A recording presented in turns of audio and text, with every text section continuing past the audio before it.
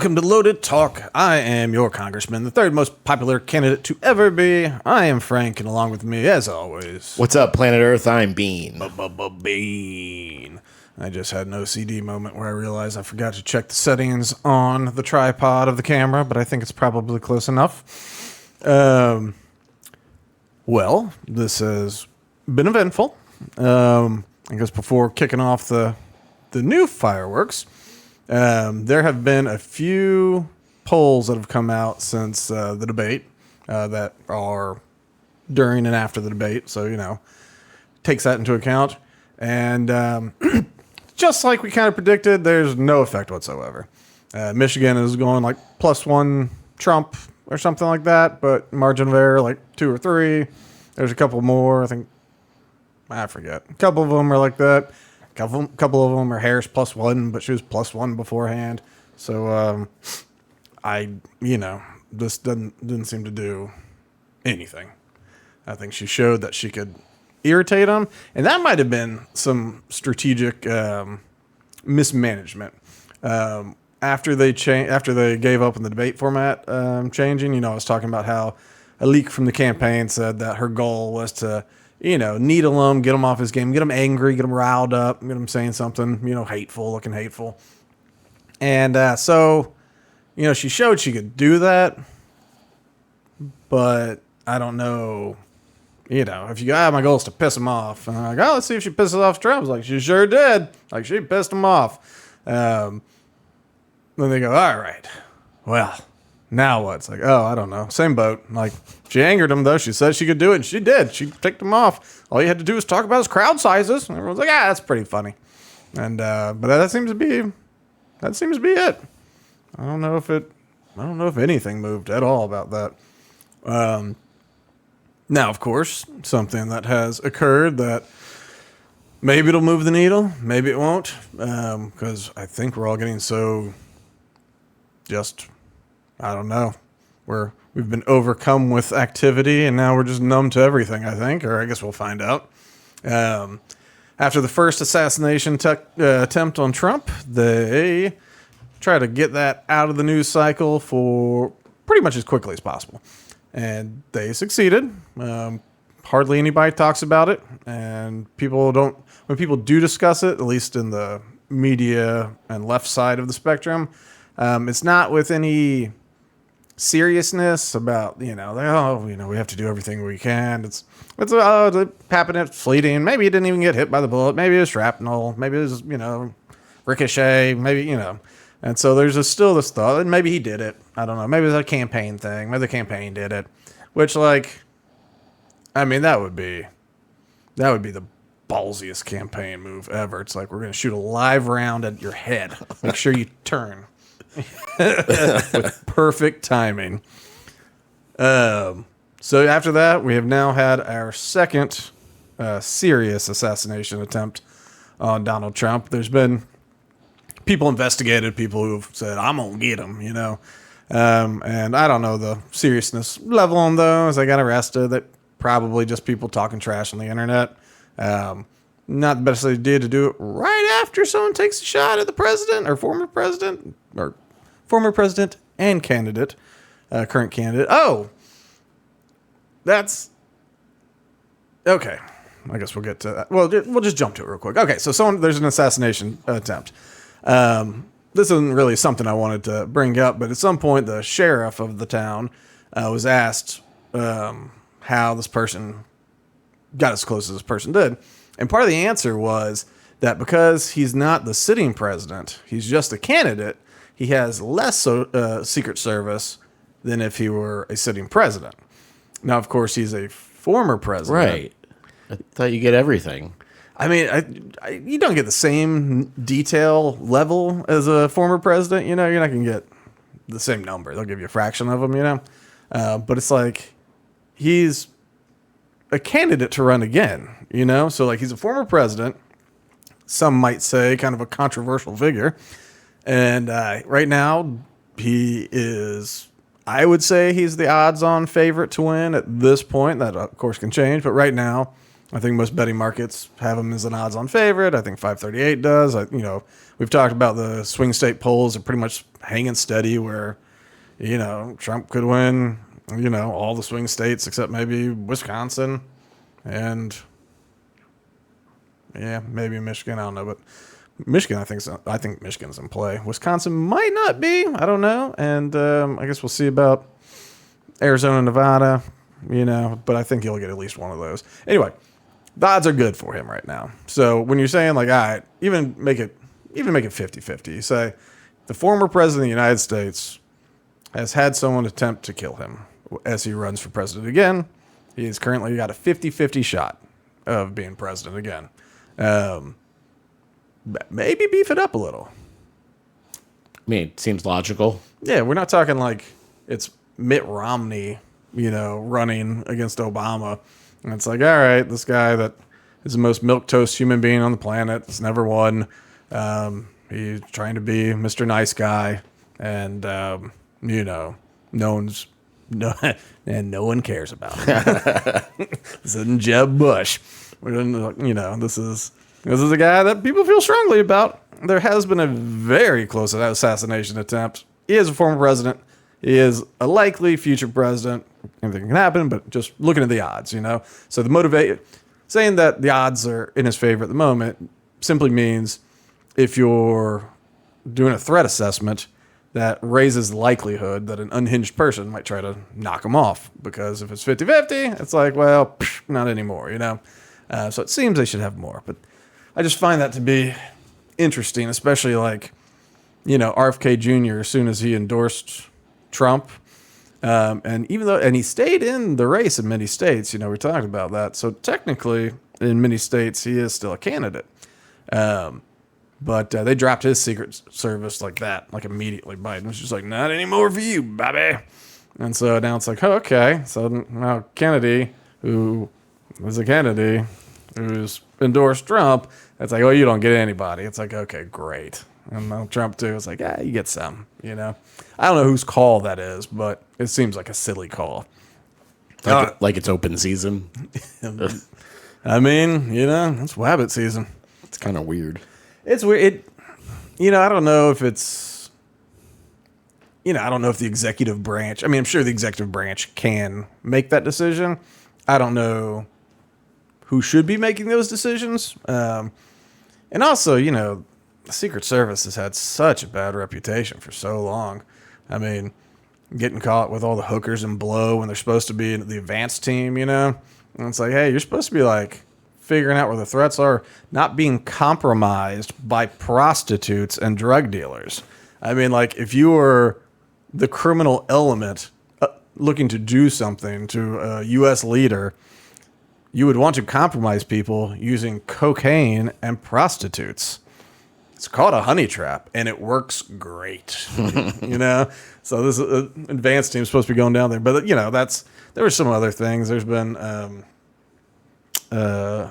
misconduct of the sexual nature, and I don't know. I saw a clip today where Glenn Beck was saying that he has walked up to, over the last 14 years or something, him and his security team, which means armed people, have been able to walk right up to multiple presidents. They just walk right past Secret Service. He said, you just walk right by him. My guy's got a gun in his back. We've just walked right up to hey, how you doing, Mr. President? And he said, if I can do it, somebody trying to could. So I don't know. That's anecdotal, but that's something he's talked about how it's been some years. All right, so what happens? We have Trump in Mar-a-Lago, and he goes to one of his Trump International golf courses down there. So this is, his home field advantage, one would think. So this man, he sneaks into the bushes, and he stays there for 12 hours or something. And he has an AK-47, and he's flanked himself on either side of the fence. So he basically sticks the barrel through this fence, but he hangs his these bags on it. But in the bags, they have these tiles, which are bulletproof tiles you wear, like under your bulletproof vest. And so he's got those as shields, as if he's trying to defend himself in a firefight. And he's got a GoPro mounted on the fence. So, I don't know. What are some of your thoughts about that setup? Impressive. Somebody thought ahead. Somebody did think ahead.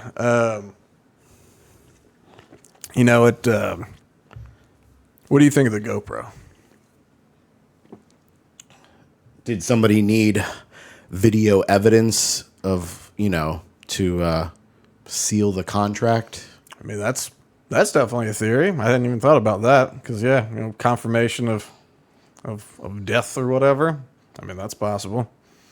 I don't even know what else it could be. I mean, the only thing else I could think of is just a guy trying to be famous, where it's just like, I'm the savior of democracy. Here you go, watch this. And so, Like he wants to make sure at least he gets it so he can, if he does get taken out, it maybe maybe gets spread regardless. And maybe right before he hits record on his GoPro, maybe before he left, he recorded a little speech, like, today I'm going to defend democracy. I do this for all Americans and blah, blah, blah, blah, blah, blah, blah.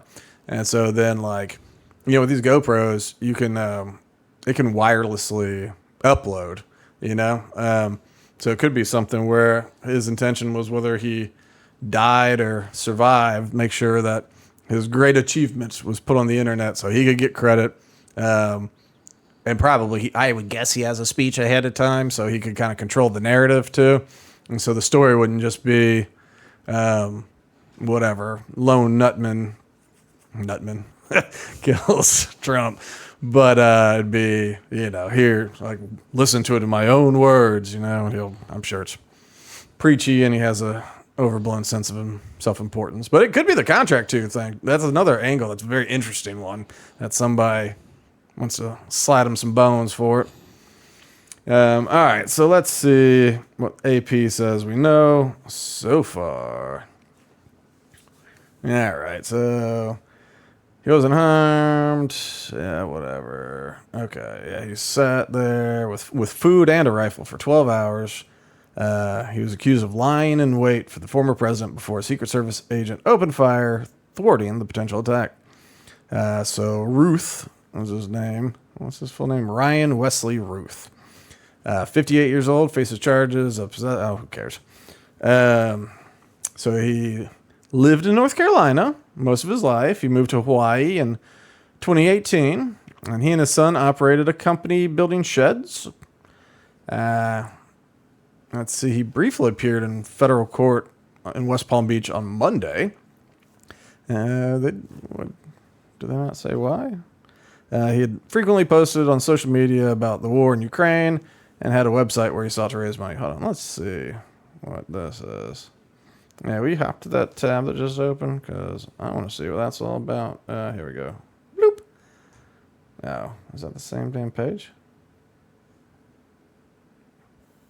Let's see. Appeared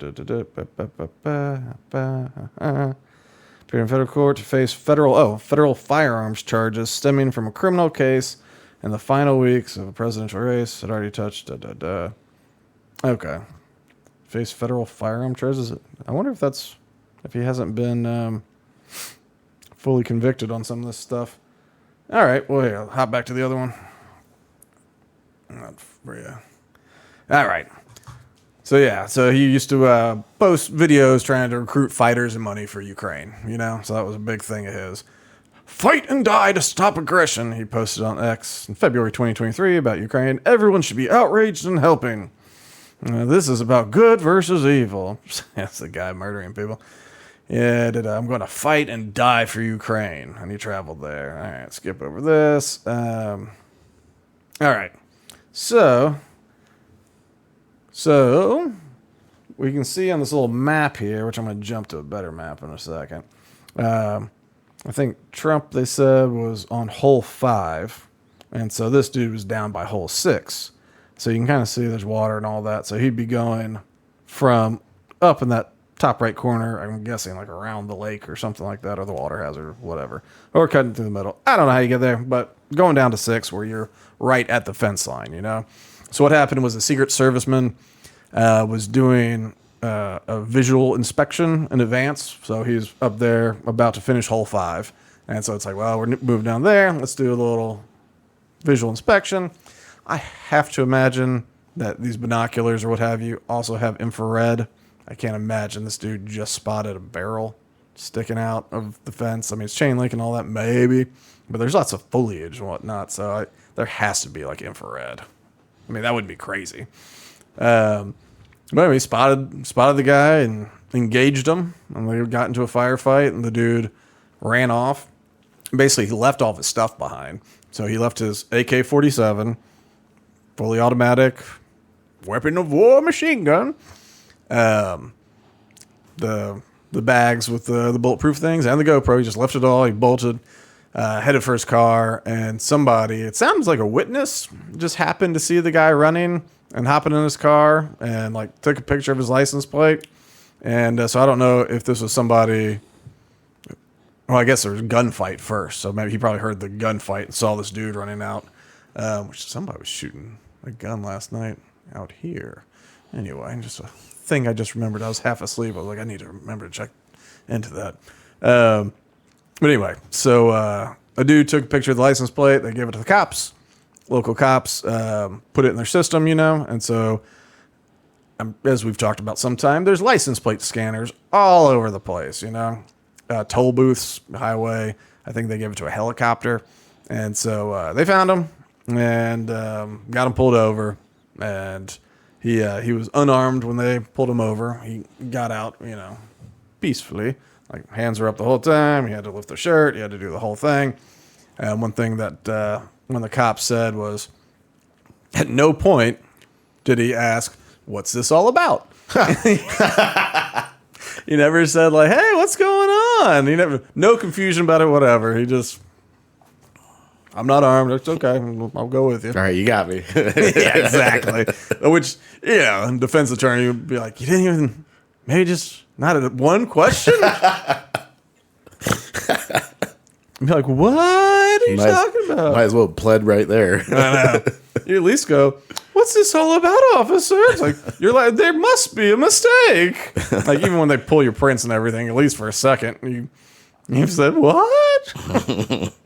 All right, let's see if there's anything else interesting in here. Okay, this is an interesting thing. They say, AP says that Ruth's politics, meanwhile, don't appear consistently aligned to one party or another. It's just not consistently aligned, Charlie. I mean, did it have to be? Well, I'm just saying, they go, well, I mean, he wasn't a Democrat. I mean, not consistently. It could have been any party. Now, here's the evidence. In June 2020, he offered a post on X directed at then President Trump to say he would win re-election if he issued an executive order for the Justice Department to prosecute police misconduct. That year, he posted in support of the Democratic presidential campaign of then U.S. Rep. Tulsi Gabbard of Hawaii, who has since left the party and endorsed Trump. So what do we got here? Because he tweets at the president, if you do something that I want you to do, something that I find favorable, I bet you win re-election. That doesn't say he supports Trump, you know? Right. You know, because that's one of those things like Michael Malice started tweeting at like Biden before Biden dropped out.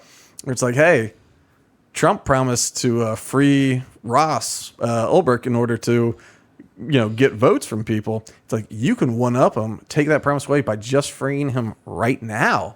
Take it away. You win. Michael Malice does not support Joe Biden or Trump for that matter, but it's like, you know, trying to influence behavior is hardly, you know, supporting somebody. Hey, you saw an opportunity. Yeah, I mean, Give it a try. I mean, yeah, it's not going to do anything. You know, you're tweeting at the president. And then Tulsi Gabbard. So in the Democratic primary, he said, I like Tulsi, probably with her anti-war stances and stuff like that.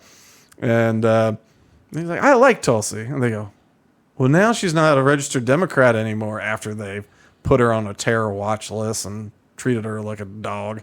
It's like, and she supports Donald Trump. So it's like, oh, I see. So it's not consistent because, basically he knew back then that she would leave the party she'd been in her entire life and support Donald Trump. So really, he supports Donald Trump.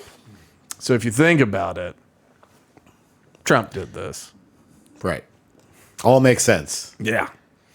However, so after that long span being a Trump guy, in recent years, his posts suggest that he soured on Trump. Look at that sentence. What in the previous thing that I read said that he had any positive feeling on Trump whatsoever? He supported the Democratic presidential candidate who now supports Trump. And he tweeted at him one time in a way that wasn't just insulting. He said, you could win re-election if you do this kind of left-wing policy. It's so suggestive. I know. But then he soured after that. The love train stopped. And he expressed support for Biden and Kamala Harris. In July, following the assassination attempt on Trump in Pennsylvania, Ruth urged Biden and Harris to visit those wounded in the shooting at the hospital and to attend the funeral of a former fire chief killed at the rally. I don't know if they intended to embed it, but basically it said, y'all should go visit the victims because Trump sure as hell is not going to do it. So, because he soured on him. So let's see, he registered as an unaffiliated voter in North Carolina in 2012. He has voted the Democratic primary in 2024. He's made 19 small political donations totaling $140 since 2019 using his white address, but to PACs that support PACs. That's another. This is another example about lying with facts. So, okay. He through a political action committee that supports Democratic candidates. So, a PAC, right? So, everyone's got a PAC. It's friends of Trump, friends of Harris, that kind of thing. And these things have to be run independent and, all that kind of stuff. You can't coordinate. Do you know what PAC this guy donated to? Act Blue. Do you know what Act Blue is? Is that for police? It's a merchant processor for the Democratic Party. Every candidate, like there's WinRed that the Republicans use, and then there's Act Blue. I don't know if they're nonprofit or whatever, but they basically are the commerce end of websites for like every Democratic candidate, every left-wing nonprofit and stuff like that. And so right now, if you go to Harris's website and you donate it, you'll be donating through Act Blue. If you go to Nancy Pelosi's website, you'll be donating through Act Blue. If you go to the woman running for Congress against Luna right now in this district, it'll go through Act Blue. So they're required to use that then? They're not required, just like WinRed's not required. But what they do is they just make it easy to roll out. Like, hey, they go, here's a website, and it's got like donation things already built in. We'll give you good reports, make it easy for your filings and all this kind of stuff. But here's the other. I don't know if WinRed does this. They might. Act Blue has this fun little feature that they used a lot after George Floyd during those riots. So Black Lives Matter starts up as a formal organization, not just a rally cry saying like, hey, you can't be killing black people, like our lives matter too. It was an organization. A lot of people donated to Black Lives Matter and, go out millions of dollars. Well, Act Blue has this feature where the organization, you log in to like logging into PayPal or something, right? And so you log into PayPal and you go transfer it to my account, right?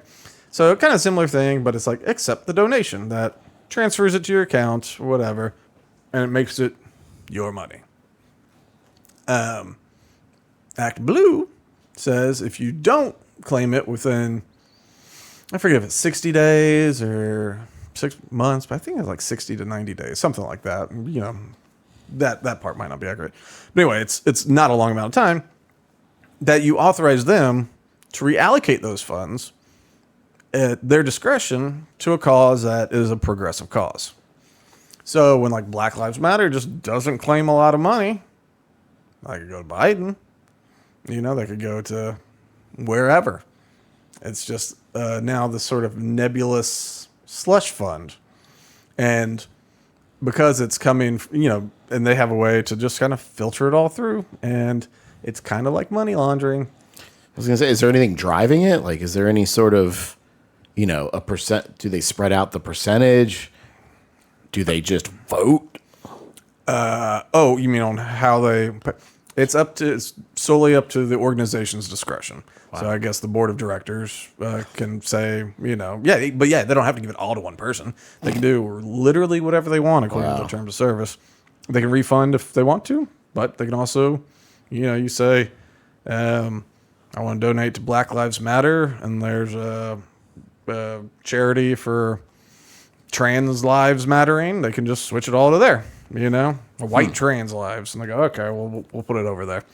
The funny thing about that is, I'm really just getting off on a bit of a tangent, but remember after Harris was like officially the candidate, they're like this record-breaking fundraising. Like, holy cow, like people are so excited. It was $150 million in one day or whatever it was, Well, some of these cats have like looked into the records that have come, because you have to, this is all public record, like legally you have to make it public.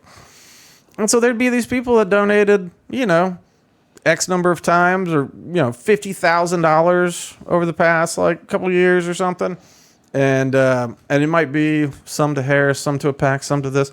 But so people started following up on ones that were weird. Like, oh, this person's donated a lot in the last 10 years. And so some of it, or, a lot of money total, let's just say $50,000, right? And so they go, knock on the door. It's a very, lower middle class type house, Guy comes out, old salt. You can tell if he's working, he's not happy about it. And, so he's retired or working something sort of, manual labor type of job. And he's like, hey, how you doing? I'm like, oh, we've got this list of donations we just want to ask you about. And it's like, we did this. He's like, well, I don't remember if I donated to anybody. And then it's like, well, these total up to like $50,000. He's like, well, no, I definitely did not donate $50,000, And so then they did this over and over again. They kept finding all these people who had donated through Act Blue for causes. Suddenly, lots of people did all these donations, and some of them totaled up to insane numbers that you go like, your house, if you sold your house today, you could get $70,000 for it. How did you donate $60,000 cash? So it's lots of indications are that it's money laundering. That's, of course, not necessarily that hasn't been alleged in a criminal court. I'm not saying that is the case, but if I were to run a money laundering operation, I might do it the exact same way they do it. And I don't know. I think the tough thing about it is to prosecute, you have to go through all their stuff, and you have to get enough people that will sign on to be a victim. And, I guess you do identity theft or something. I mean, it's also federal election campaign fraud and that kind of stuff. So they'd be witnesses for that. But I think you have to sign on a lot of people so that people go, oh, clerical error. You got to show like a repeated, intent to do it. Anyway, so just dishonest AP. It says he donated to a PAC. No, he donated to Act Blue, And so, it's not a lot of money. But he's only donated to Democrats. He's supported Democrats. There's no back and forth on his politics here. This is a loyal Democrat, even if he wasn't registered as one.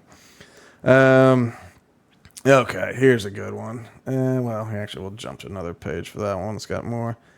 So how did it happen? Yeah, he's 400, 500 yards away, sped away. Okay, Trump posted I am safe and well, and then praised the Secret Service from the Truth socials. For protecting him this time. Yeah.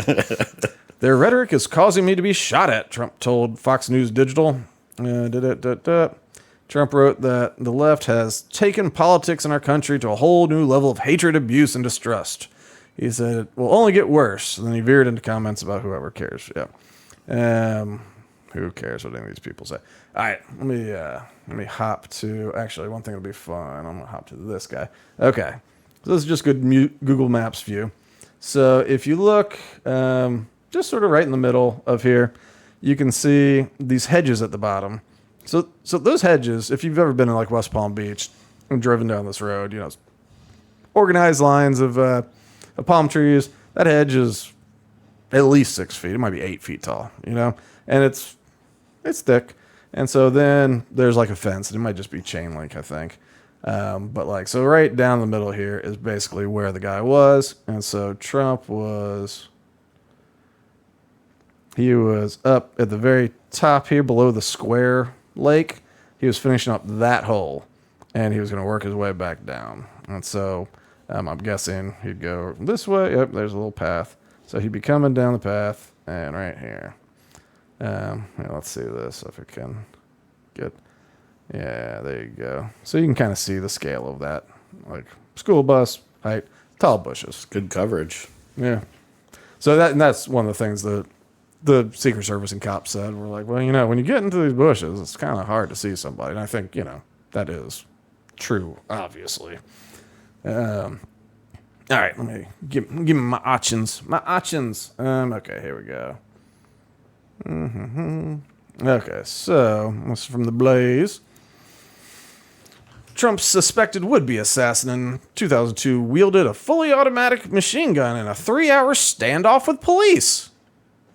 3 hours? A 3-hour standoff with the cops in 2002. Oh.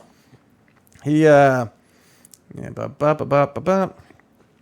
let's see. The paper's story focused on federal agencies, including Secret Service and Homeland Security, that arrived Sunday night at a Greensboro address associated with Ruth, who was 58 years old. The News and Record said officers departed the residence at 20. Well, who cares? After spending a few minutes there, adding that it wasn't clear if they took anything from the home. An armed man was arrested Monday morning after barricading himself in a business during a 3-hour standoff, police said. Ryan Ruth, 36, was arrested without incident outside of the standoff at United Roofing. So he was charged with carrying a concealed weapon and possession of a weapon of mass destruction, because it was a machine gun, and this was post 9/11. Let's see. He was also charged with resisting, delaying, and obstructing a law enforcement officer and driving while license was revoked. I love it when they just put everything on there. It's like, and you don't wear a seatbelt. Let's see. So it happened after police pulled over Ruth 3 hours prior, and he put his hand on a firearm and drove to United Roofing, the paper story says. It isn't clear what happened. And apparently he's had multiple encounters with law enforcement dating back to 1998 with about 100 arrests, according to a LexisNexis search of his name. So, man, yeah, he's been arrested a lot. He's an expensive citizen. Yeah, and he was in federal court for federal gun charges. That's why he was down there. Couldn't be this, because this is 2 decades later. But it was what they say, like Monday or something? He was in court, or whatever day. He was in court for federal gun charges. And then at that time, he possessed an AK-47.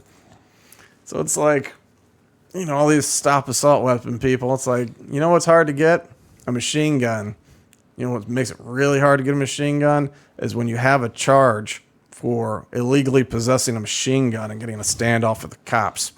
Like, it's hard to legally buy a machine gun that way. But it ends up, when you want to do criminal stuff, criminals find a way. Yeah, give me my menus here. I want to watch this fella talk. So here, I've not watched this, but this is him. Or I haven't really watched it in earnest, but this will be him, I think, recruiting people to Ukraine, because that's the other thing this guy felt passionately about, is the war in Ukraine and trying to, recruit soldiers. We need 100,000 people here fighting. This square should be filled with thousands of people from every country. We've only got 50 countries represented. We've got 190 countries. So obviously we're missing 140 countries. So that's unacceptable. So Unacceptable, though. every Russia should be up every here. civilian Wait. from every country needs to come here. This is an indictment of every civilian's good and evil compass. If you're not here and you're sitting on your couch watching TV, then you're not doing the right thing. This What if is I'm watching about a really good caring show? and kindness. How would we and- see and him if we loving weren't on our and couch? altruism. What if I'm watching and Obama's everything movie? that's good in the world. We need to show Putin that generosity is what runs this world, and not cruelty and terrorism. So that's him in his own words. Just a little sample of how the man be. Here, let me see what we got up here. You can hop off the screen for a minute. I'm off. Oh, are you? Okay. Okay. So, yeah, this guy, he was passionate about fighting against Russia. He tried to recruit during the withdrawal from Afghanistan. So, withdrawal from Afghanistan, he was like, hey, you know how people were the army of Afghanistan and maybe they're running away now. It's like, why don't you come to Ukraine and fight? Why don't you, he was trying to recruit people who were in Afghanistan. I think both Afghanis and Americans alike, but I think he was trying to recruit Afghani fighters to Ukraine. He was trying to recruit them from everywhere. He kept, he's like, I'm going to go over there, I'm going to fight, I'm going to die. He was trying to raise money for him. So he goes over there and ends up that he is incompetent. And so they didn't let him fight. They basically said, thank you for all your efforts, but you're actually really bad at everything that you need to be good at. And we don't want your help. He was just like, I'll go in the front line. I mean, I can be fodder. Like, you're not that good at being fodder. Please don't. Please don't. Just wave a flag. Just wave a flag. But so one thing. All right. So what do we see? Criminal justice reform was something he wanted Trump to do, which is fine. Other people want that too. Or no, not even criminal justice reform. He wanted to federal prosecution of cops, which seems a bit odd because typically it's state laws that they're violating. But Ukraine was a big thing. So he's gung ho about it. Obviously, he is into the left wing narratives. Now we had defending Ukraine is the utmost importance to defend democracy, good against evil, yada yada yada. So he buys in. He is susceptible to messaging, and willing to commit his life to defending Ukraine, to this mission. So shows that he is effective at messaging and he's willing to give his life for things. Now, in the firefight today, he ran, so he wasn't suicidal, and he set up his blockades, which was not a bad idea. So he wanted to live, but he gets that dedicated about causes. So as you can imagine, JD Vance trying to chastise people. Don't be talking yet. There is a guy named Tom Elliott who's got a pretty good Twitter page, especially for putting together supercuts and all that kind of stuff. This is not a supercut, but if you can imagine what is going on, obviously there's only one person to blame for this assassination attempt on Donald Trump's life. Let's go. For them, but they don't care who they hurt. And Donald Trump, as Essie said, and it's absolutely true, he created this specter of political violence that we all now live under, and he lives under it too.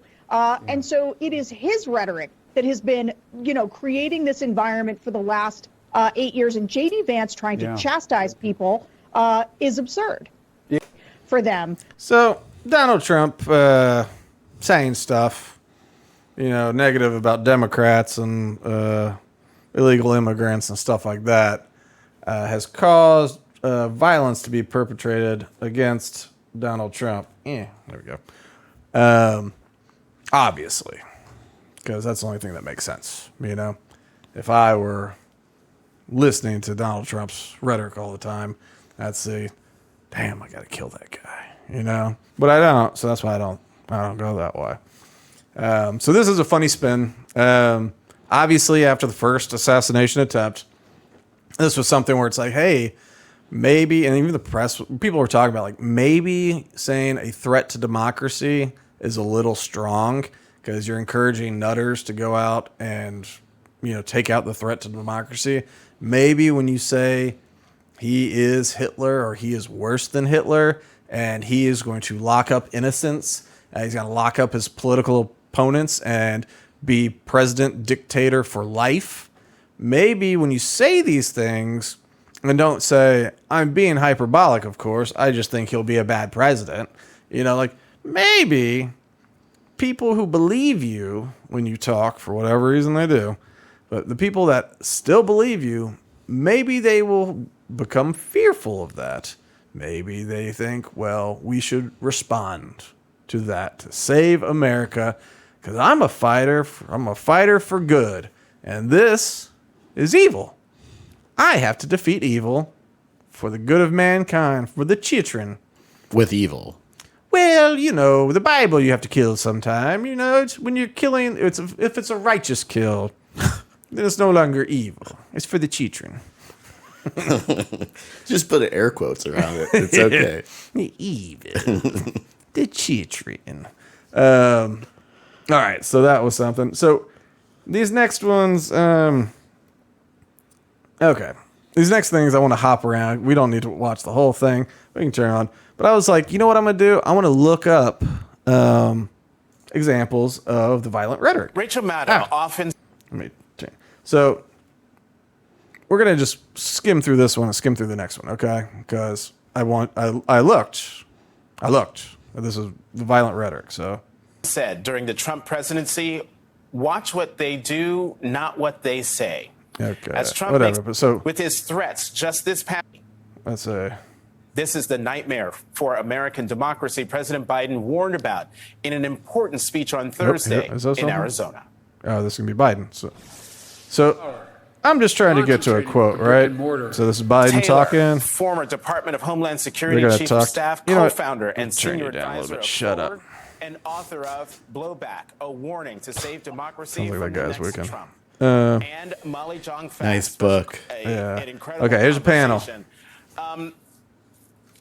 The amount of threats that we've seen from Donald Trump this past week are like breathtaking, even for him. From the threat to General Milley, now the former chairman of the Joint Chiefs of Staff, to threats against American media with a specific social media post. All right, we'll get that. So, like, I was hopping around. I wanted some audio. At his retirement ceremony, So, Mark Milley, who led perhaps the most embarrassing moment in American history with his grossly incompetent implementation of the withdrawal from Afghanistan, costing millions of lives, leaving behind hundreds of American citizens, and handing over billions of dollars of the finest military equipment ever made, will be leaving the military next week. This will be a time for all citizens of the USA to celebrate. This guy turned out to be a woke train wreck who, if the fake news reporting is correct, was actually dealing with China to give them a heads up on the thinking of the President of the United States, which was something that they said. But he was like, oh, don't worry about it. Like, you talk China, don't worry, he's not going to do anything. This is an act so egregious that, in times gone by, the punishment would have been death! Exclamation point caps. War between China and the United States could have been the result of this treasonous act to be continued. Okay, so that's the threat against Milley, as he said what he did by undermining the president, the commander-in-chief, and telling a foreign, possibly hostile nation the thoughts and actions of the commander-in-chief against his wishes would be considered treason. So that's the threat. Okay. So. Milley. Yeah.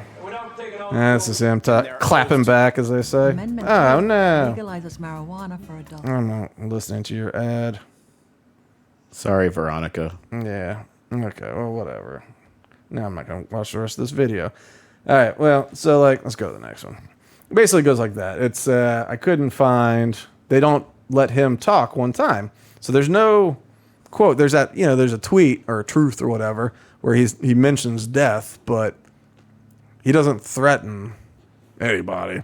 And then, like, okay, so This is So the former president is standing Joe by Scarborough. his supporters who attacked the Capitol on January 6th. Okay, so this is more violent promising rhetoric. to pardon them as soon as he takes office.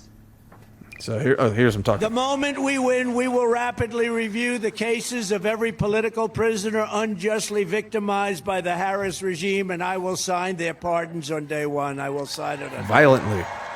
Now I need to get to Lemire on this. Violently. Yeah. Jonathan Lemire, you wrote the book on the big lie. It's really escalating. And here's Donald Trump talking about the rioters who tried to stop the counting of the electoral votes. The rioters that trashed the United States in blood. Trying to even have his own vice president hurt. And the election. Okay. Not talking about Blah, blah, blah, blah, blah. There, he has received one legal win after another, and now we know his New York sentencing won't happen until after the election. Blah, blah, those who blah. rioted on his Look at behalf. these But pictures he's they setting pick up of a him. permission structure Ooh, for it to happen lemon again. face, lion he face. is choosing the talk about this. Guy We're sounds not. drunk. We're simply reporting what he had to say. He Will is he be choosing asked it about again. this? And we know, and let's talk again about that social media post from over the weekend. Wait, it which one was couldn't this be one? more dangerous, where he's suggesting that those who opposed him in 2016, 2020, in his words, Oh, here. who cheated. So this is good. All right. So this is the thing that couldn't be more dangerous, right? It's a little thread. Cease and desist. I, together with many attorneys and legal scholars, am watching the sanctity of the 2024 presidential election very closely because I know better than most that the rampant cheating and skullduggery, which is a great word, that is taking place by the Democrats in the 2020 presidential election, it was a disgrace to our nation. Therefore, the 2024 election, where votes have just started being cast, will be under the closest professional scrutiny, and when I win, these people that cheated will be prosecuted to the fullest extent of the law, which will include long-term prison sentences so that this depravity of justice does not happen again. We cannot let our country further devolve into a third world nation, and we won't! Please be aware that this legal exposure extends to lawyers, political operatives, donors, illegal voters, and corrupt election officials. Those involved in unscrupulous behavior will be sought out, caught, and prosecuted at levels, unfortunately, never seen before in our country. So this is, we don't have to go through the rest because this is the meatiest it gets. So what they were saying, we could let them go on, but we're not going to. Okay. About how that is... that threat, I mean, that is real and crazy and that has to be taken seriously. What do those messages say to you, Charlie? He just wants to be fair and do things justly. I mean, I don't... he's just trying to do the right thing, it seems like. I mean, I don't know. Yeah, and let's just say let's concede the point that the reason he cares about cheating is for the selfish reasons that, he wants to win and he thinks they're going to cheat against him. I can see that. Sure. Yeah. Isn't it the best cheater wins? Well, and so, but in this, this violent threat, the worst attack on everyone, he says that when people cheat and he wins in spite of it, he's going to look for people committing federal election fraud and prosecute them according to law, which doesn't say go after my political opponents, just Hillary Clinton, lock her up. It says, when I win, those people that cheated will be prosecuted to the fullest extent of the law. Okay? So if you cheated, you go to court, you have a defense, see how that shakes out. Or if you're accused of cheating, So he accuses, I don't know, who cares who, AOC. And so she goes, that's stupid. She gets a lawyer, goes to court. They're like, this is stupid. We don't even have to hear it. We throw it out. That's the fullest extent of the law in that case. If they catch someone red-handed doing some tomfoolery, well, probably still not that much of a punishment, to be honest. But Not 90 days in jail. yeah, I don't think the full extent of the law is going to be that bad. Just to be honest. Perjury is just not that bad anymore. Perjury used to be a thing, and now it's just pay a fine, maybe spend a night in jail or something. I think even if it's like a big case and you really lie, I mean, I think you're still just going to go to like county lockup for 2 weeks or less, like in the worst case possible. Like it's insane to me that has gotten relaxed. But it has. It's because everybody lies. Yeah, constantly. Okay, so those two I wanted to jump through just to say, like, I wanted to do an A/B comparison, and so these are some of the most popular videos that popped up. I was looking on Twitter and stuff, and most things about Trump's violent rhetoric is people talking about his violent rhetoric, as opposed to like just video clips of him saying bad things, you know? Because that's what I wanted. I wanted his own voice. Let's see. So here, I gave up on video, right? So I went to the world of text. So this is Axios from 2022. Okay, so a little dated. He's had 2 years to rage against the machine since then. So let's just go through Trump advocating for violence real quick. Because remember, he saying that the left's rhetoric is encouraging this violence is ridiculous and offensive, especially since Trump's been doing it all along. All right. So let's see different stuff. July 2017. During a speech to law enforcement officers, he encouraged officers to be rough with people they were arresting. He said, "Please don't be too nice," he told the audience. He was making a joke about arresting bad guys. And I think actually with this one, it might have been while they were escorting out a protester. I remember this one. Yeah. It's like, take him out, be nice. Maybe not too nice. It was Don't hurt him. Yeah, it was like it was a joke. Like, okay, fine. So he said he made a joke about not being overly nice with people he dislikes. Okay, fine. Is that violence? I guess so. But he was telling the cops to be nice. Please, not too nice. It was a joke. It was clearly a joke. People laughed.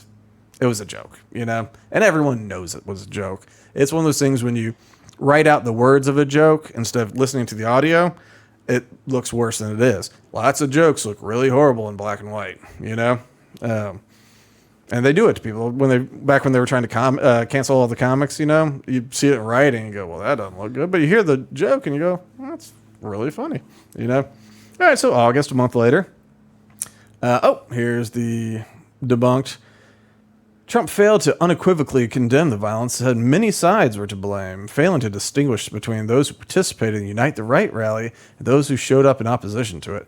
Also, there was people in the Unite the Right rally, and then there was also the white supremacists in Unite the Right rally. Those are two different parties that gets glossed over. But this has been debunked. He said that the white supremacists should be castigated or whatever. He said, like, screw them, basically, in that thing. And he said it over and over again. Snopes says this is not true. Like, everyone says it's not true. So far, we're kind of 0 for 2. Maybe half for 2. Let's see. Okay. The Montana, what is he, a representative or something? A governor? The state's current governor had, like, body slammed some dude. I think there was some fight or something with a reporter. And like he slammed him through the table, like there was some sort of fight. The governor. Yeah, the governor. Like somebody charged him, and he was just like boom, and like it was more self defense than it was assault. And so Trump's up there trying to like give him some shine. And so he's like, any guy that can do a body slam, he's my type. So he was making a joke about a current event of a viral event, which was pretty insane. That's okay. He likes people that can do body slams. He did the WWE, like what? Okay, so that's violence. New York Times reported various strategies Trump had allegedly deliberated to keep migrants away from the U.S. southern border, including a water-filled trench with snakes and alligators, and shooting migrants in the legs to slow them down. Says snakes or alligators. Yeah, you got to do and. Well, unless you get the pythons and they eat the alligators. Sounds like it's made up. And once again, this is an alleged deliberation. And the thing is, like, say say y'all are talking. Say you're sitting around, right? And people, how do we get people? It's like, all right, can you do a moat with alligators? And you just say that, as a joke, maybe, or maybe not. Maybe you don't know, but like just say, I don't know. How about a moat with alligators? Then you go, ooh, he wants violence against migrants. And shooting them in the leg, like all these, slow them down. to slow them down. Like these don't even sound serious, and the fact that they're alleged things, so it's like, okay, so he allegedly said this. Yeah, there's no quotes or anything. No, it says Trump had allegedly deliberated on these things. So May 2020, Trump used violent rhetoric when referring to protests in Minneapolis in the wake of George Floyd's killing, when they were burning Minneapolis to the ground, tweeting, "When the looting starts, the shooting starts." The phrase was has a racist history going back to police brutality against black Americans in the 1960s, per the New York Times. I don't know if that's true or not. Perhaps it is. I don't know. The New York Times seems to be a mouthpiece for the FBI sometimes. The FBI were really the people holding those guys down, so I don't know. But still, he talked about Minneapolis is burning to the ground, and stores are getting looted left and right. And he said, basically, to defend your home and your store. Like, if someone busts in your store, shoot them, which I think is correct. Like 100% of the time, like, shoot them. I think we saw that here in St. Pete. Yeah. I mean, well, we didn't see, like, oh, you're talking about back like in the back 90s. when? Yeah. But that's the thing, man. Like, you have a right to defend yourself and your home, and your store is kind of like your home. You're allowed to defend your stuff, and people are coming in to inflict harm upon you. Shoot them in the face, And so anyway, so that's violent rhetoric. But, and I think they're trying to say it's violent rhetoric because somebody used that quote or something in the 60s during the civil rights. Way back when. Yeah, to say that Trump has an encyclopedic memory of quotes from the 1960s. Like, come on. All right, June 2020. He threatened to use U.S. military to quell Black Lives Matter protests across the country. If a city or state refuses to take the actions necessary to defend the life and the property of the residents, then I will deploy the United States military and quickly solve the problem. So this was the riots that were sweeping across the country where there was looting and people were jumping on cars, people were getting dragged out of cars, people were getting violently assaulted, mostly peaceful and all that kind of stuff. And like, don't get me wrong, I'm all about opposition to the cops and their extrajudicial ways that they behave. But those were riots. Those were riots across the country. And he was basically trying to come up with a solution because people are saying, what are we supposed to do? The cops don't do anything. The mayor doesn't do anything. The governor doesn't do anything. The National Guard's not being called in. We're just being left here stranded to do what? Like, there's an angry mob. What do we do? And so that was his thing. Like, I'll deploy the military. So that's, violent rhetoric against, once again, rioters. Right. He's trying to stop things. He's trying to stop riots. All right, let's see. August 2020. Let's see. He expressed interest in sending the National Guard to Portland, Oregon to confront protesters. We could fix Portland in, I'd say, 45 minutes. So this is that same time, same protest. This was Portland. Was Portland Chad or was Seattle Chad? Or Chaz Chop? I don't know. One of those places where they took over a whole block. I don't even remember. Maybe it was Seattle. I can forget. All right, so September, still around those times. He lauded a law enforcement officer for killing Michael Forrest Reinhold, a self-described Antifa member suspected of killing a right-wing activist the previous month. That's the way it has to be. There has to be retribution. That is such a small, tiny little quote. Like, first of all, I don't know what that was all about. I think Antifa member, those guys were armed. Like, they're heavily funded, that's for sure. Funded and they're armed. A lot of times they're coming at you with weapons and stuff. So, like, I don't know. To take what was that, like 11 words, 12 words or something there, and to summarize, like, him responding to police responding to Antifa rioters that resulted in a death. That one, I don't know. That one's seems like another lying through facts type of thing. All right. When offered the chance to unequivocally condemn white supremacist violence during the first presidential debate, Trump failed to do so, instead telling the far-right Proud Boys that they should stand back, stand by. I remember that. It was during the debate. They asked, like, hey, do you support, I think it was after that, Unite the Right or whatever. But they, he said, he basically just, that was him. He was like, stand back, stand by. So he was saying, like, don't do stuff, But once again, that was not enough. He's off the cuff and he could have condemned, but he wasn't trying to condemn them because some of the stuff, there's still some questions about the Proud Boys. It's like, are they violent, are they violent alt-right fascists? Are they people that are tired of Antifa types that are just trying to stand up for their, it's one of those things where she's like, don't do anything, And then, let's see. Trump repeated false claims that the election was stolen before January 6th. And he said, we're going to go walk down to the Capitol. Oh, wow. So this says, he told supporters, we're going to walk down to the Capitol, comma, end of quote, adding later, you'll never take back our country with weakness. Notice the part they left out of there? Yep. Walk down peacefully and patriotically. We're going to go peacefully. They just left that out, which is a pretty important part when you're talking about him advocating violence. All right, so this was a bunch of things put together for 2022 of everything Axios could come up with, which is violent rhetoric of Donald Trump, right? A couple things are like, okay, he might have advocated cops to kind of be rough with people when they arrested him in this one situation. He advocated like stuff against people breaking the law. And I don't know, that's it. Like, this is it. These are the best things we got. Like, what in there do you think is? It's a bunch of reaches. Yeah, it's nothing. Even if they left that piece out, walk down to the Capitol, and then they put it to, he's not saying you're going to be met with violence. He says, we're just not going to allow our country to be taken with weakness. Yeah, it's like, we can't let our country be taken, which, applies, okay, take it with strength maybe, or defend it with strength. But it's, especially considering the fact that he said peacefully. He said peacefully. It's on video. Like, he said peacefully.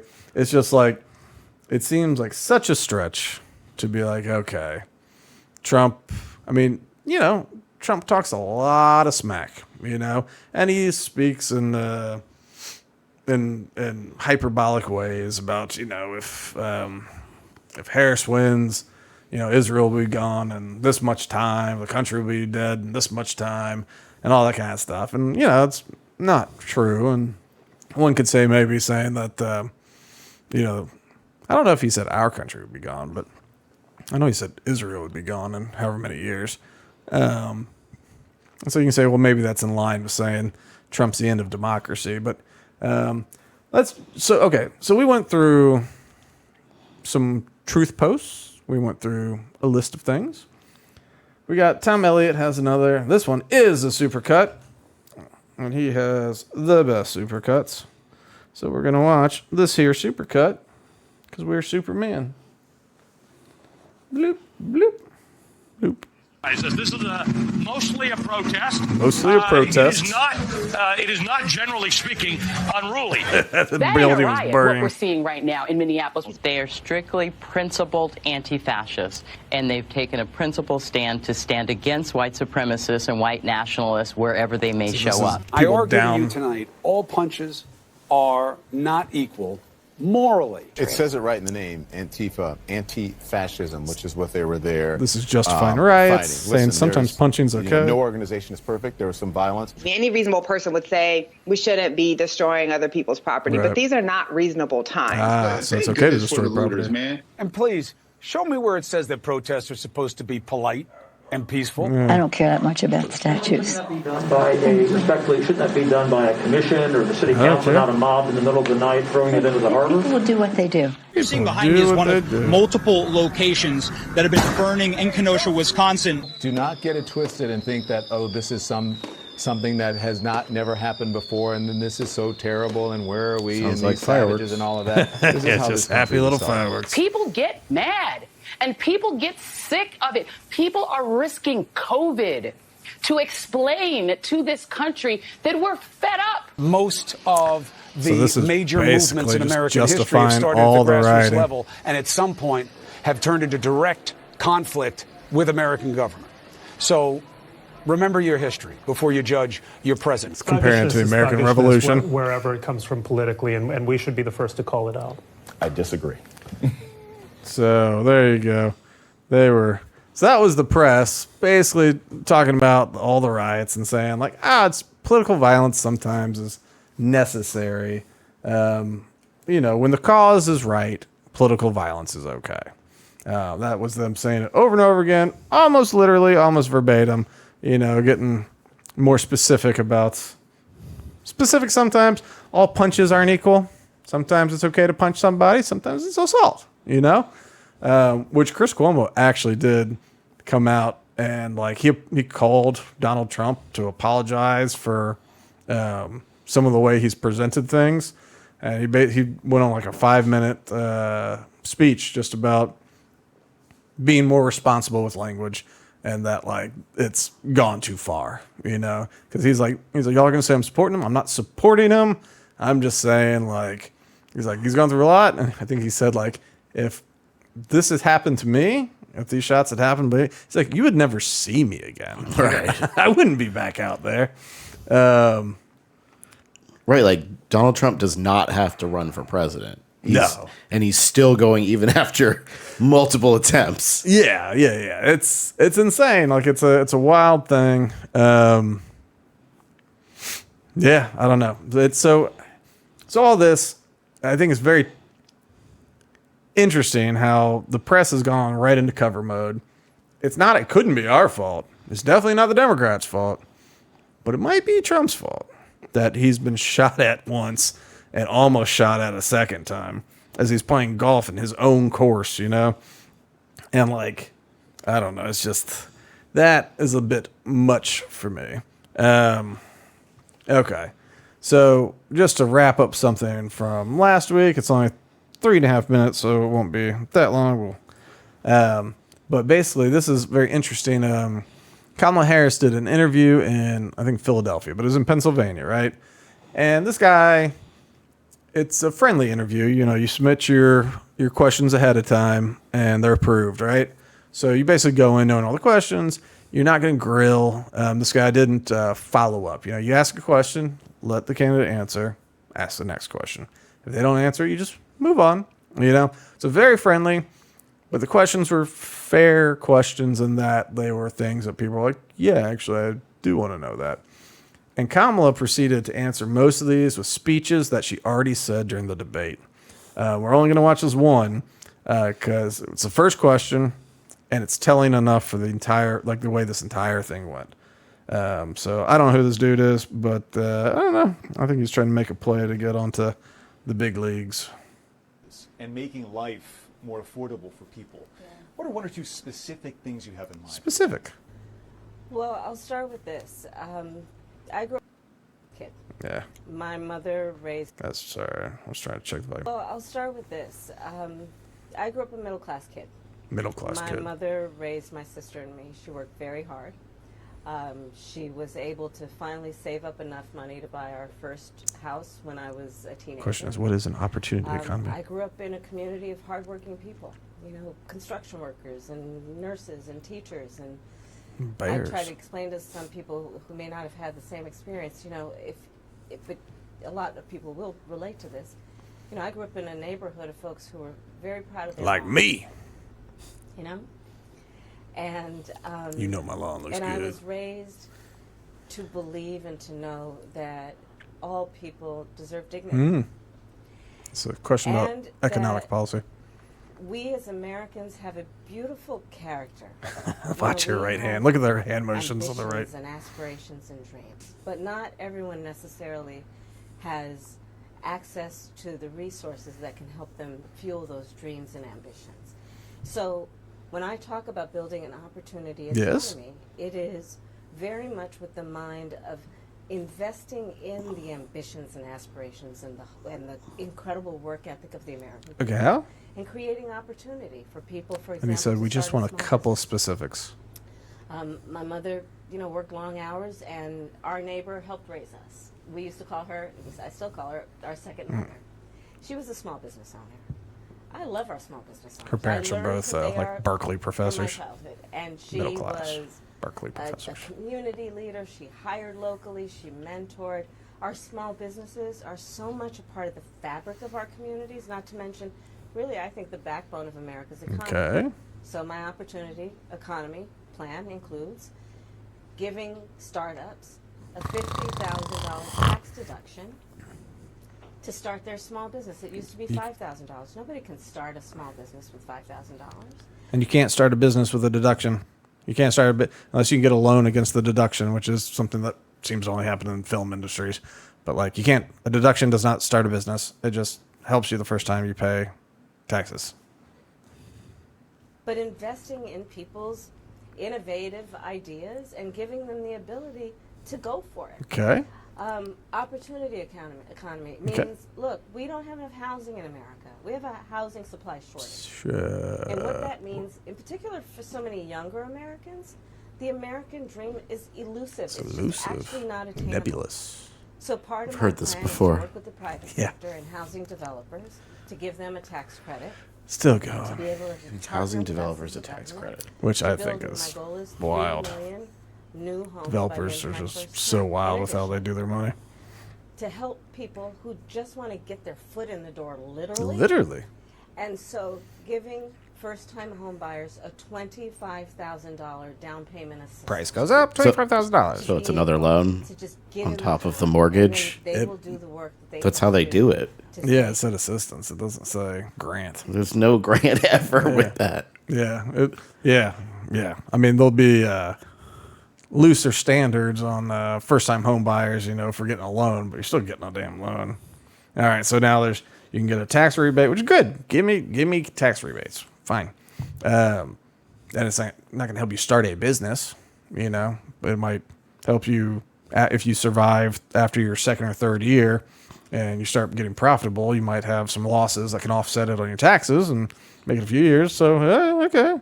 The federal funds for developers, federal rebates, like, come on.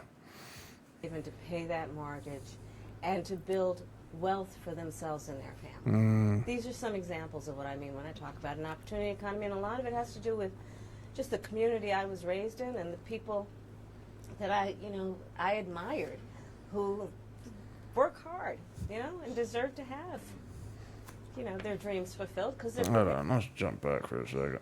Let's just pay attention to the gestures for work hard. Themselves and their family. These are some examples Here of what I mean when Here I it talk comes. about an opportunity economy, and a lot of it has to do with How the do you work community I was hard? raised in and the people that I admired, who work hard, and deserve to There's a have. couple of fist pumps, because that's how Kamala works hard. Just getting in there. Man, that's a great plan. So this whole thing was like that, where like she kept answering questions that she knew they were coming.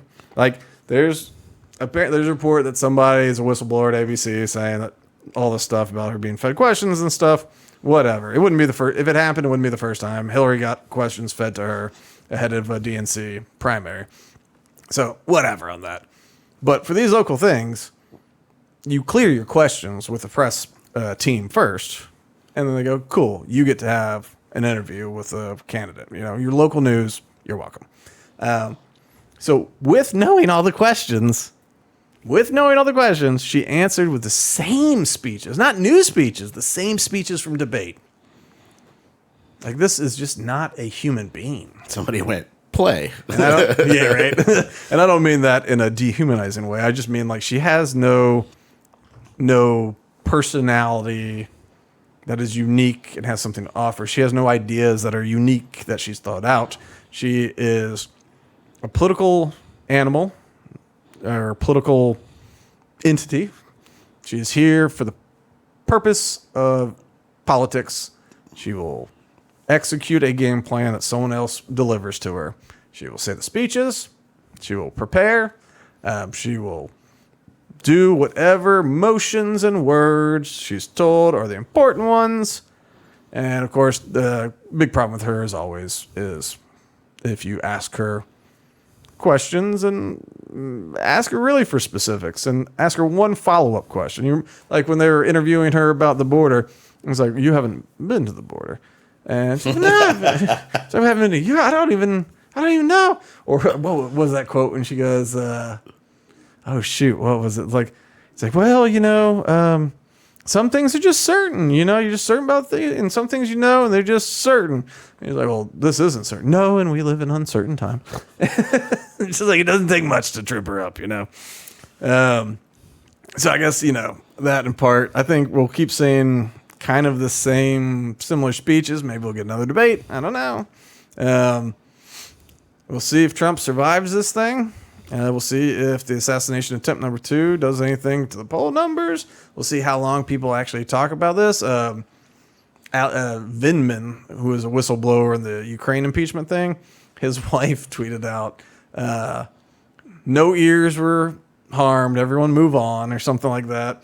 And that dude's twin or whatever, it's like his twin or his cousin, is running for office in Virginia. So I think that's why she finally pulled it down. But she doubled down. She's like, I don't care. And then Vindman was like, we don't regret anything. We're not ashamed of anything except for you people, all the Trump people, and January 6th. And it's just like, okay. It's like, well, sounds good. I guess just encourage political violence, I suppose. Well, I think that's going to do us for this week. Like and subscribe. Follow us. Do the things. I don't know what you got. Go get 'em, America. Go get 'em, America.